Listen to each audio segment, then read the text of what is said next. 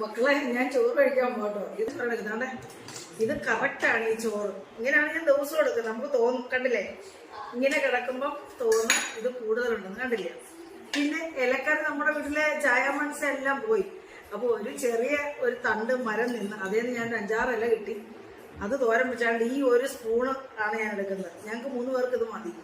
കണ്ടില്ല, ഇതാണ് ഒരു സ്പൂൺ. കണ്ടോ, ഇത് പയറും പിന്നെ ഏത്തക്കായും കൂടെ. നമ്മൾ വടക്കോട്ടൊക്കെ എല്ലാവരും ഏത്തക്കായും ബീഫും കൂടെ അല്ലേ വെക്കുന്നത്. നമ്മളിവിടെ അങ്ങനെ ആരും വെക്കാറില്ല. നമ്മൾ പയറും ഏത്തക്കായും കൂടെ. അപ്പം ഞാൻ 1 ടേബിൾ സ്പൂൺ കുറച്ചും കൂടെ എടുക്കും കേട്ടോ. കാരണം നമുക്ക് നിറയുണ്ടായോ, എന്തെങ്കിലും കഴിക്കുമ്പോൾ നിറയണ്ടേ, വയറും നിറയണ്ടേ.